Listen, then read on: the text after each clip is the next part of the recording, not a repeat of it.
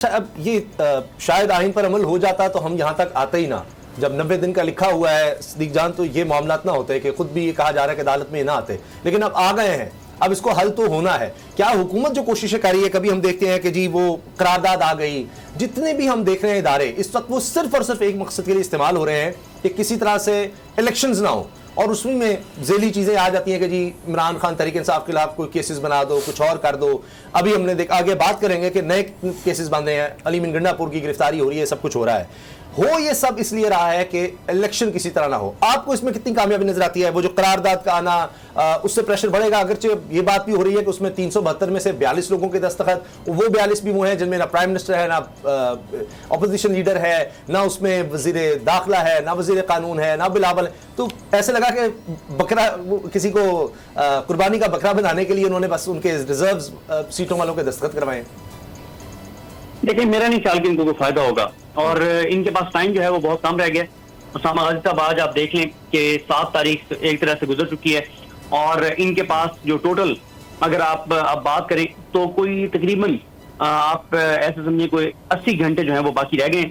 इन्हीं 80 घंटों के अंदर अंदर इनको फैसला करना है, या तो ये फंड फराम करेंगे इलेक्शन कमीशन ऑफ पाकिस्तान को। अगर ये फंड फराम नहीं करेंगे तो फिर इलेक्शन कमीशन ऑफ पाकिस्तान 11 तारीख को जब सुप्रीम कोर्ट रिपोर्ट देगा, ये भी हो सकता है कि 11 को बेंच बैठ जाए, 12 को बैठ जाए।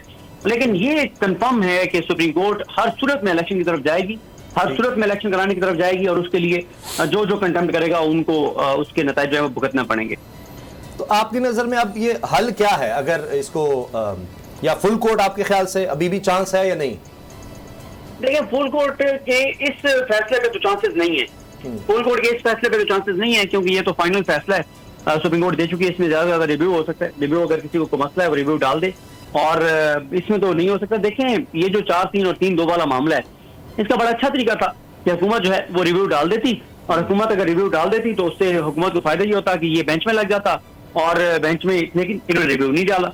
तो ये आप बताएं ना कि अगर आपका केस इतना ही स्ट्रांग है और 3-2 या 4-3 के ऊपर, तो आप जो है वो, या क्यों नहीं आपने जो है वो रिव्यू डाला? तो इन्हें भी पता है कि, और एक और चीज है, देखें जो इख्तिलाफी नोट होता है, उस इख्तिलाफी नोट में जजेस जो भी लिखते हैं उसका कोई असर जो है वो सुप्रीम कोर्ट का फैसला आप नहीं कह सकते। बिल्कुल इसी तरह से जैसे आप देखें कि जब पनामा केस में 3 जजेस ने जेआईटी बनाई, तो 2 ने उसी को कहा कि मियां नवाज शरीफ को वो सादिक और अमीन नहीं रहे, उन्होंने झूठ बोला, बदयानती की, और इस शरीफ खानदान के नजदीक अमानतदारी, दयानतदारी और सच्चाई की कोई वक़्त नहीं है। तो इनको एक मिनट भी नहीं रहना चाहिए, इस मतलब एमएनए नहीं रहना चाहिए, विधायक नहीं रहना चाहिए। तो क्या उस दिन उनको हटा दिया गया था? नहीं हटाया गया था ना। हालांकि आज भी अगर आप मुझसे पूछें पनामा के ऊपर आपने पढ़ना हो तो है वही जो कुछ जस्टिस खोसा ने लिखा है, लेकिन उससे क्या, उसका असर क्या हुआ? कोई असर ना हुआ, क्योंकि वो अक़लियत में थे, जस्टिस खोसा और जस्टिस गुलजार साहब, और 3 जजेस का जो फैसला था वो अक्सरियती फैसला था, वो इम्प्लीमेंट हुआ, जेआईटी बनी, और उसके बाद से सारा कुछ हुआ। तो ये इसलिए जो अक़लियती फैसला होता है, जो इख्तिलाफी नोट होता है, उसकी ठीक है मीडिया पे आप बात कर सकते हैं, उनकी एक राय है, लेकिन वो उसका सुप्रीम कोर्ट का जो है वो फैसला नहीं कह सकते। अच्छा, एक और अभी चीज़ नजर आ रही है चंद दिनों के बाद, एक तो 10 अप्रैल है, उस वक्त चीज़ें वाज़ेह होंगी। अगर हुकूमत फंड्स नहीं देती, जो नजर आ रहा है उन्होंने तो शायद नहीं देने।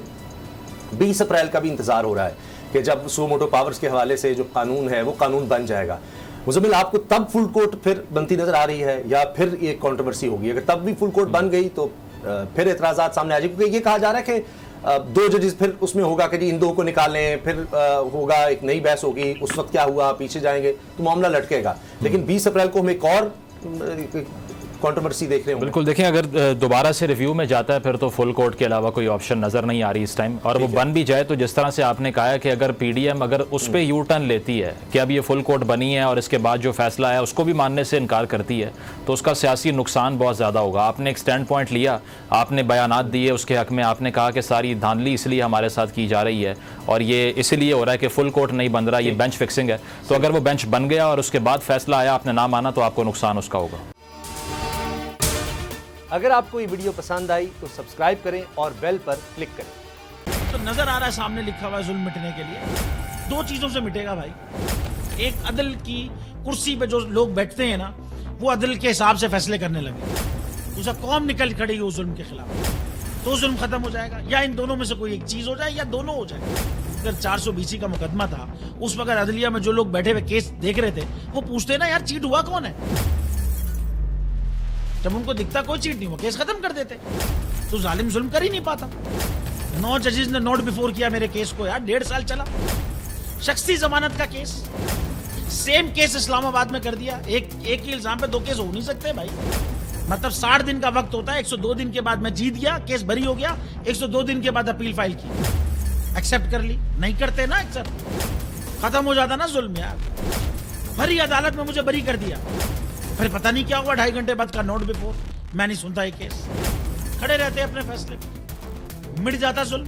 अल्लाह ताला ने बिठाया इस कुर्सी, इन कुर्सियों पे इनको यार, ये अल्लाह ताला की तरफ से फैसले करने हैं।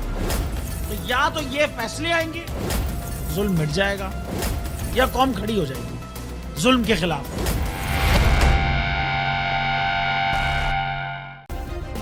सब्सक्राइब करें और बेल दबाएं ताकि कोई खबर रह न जाए।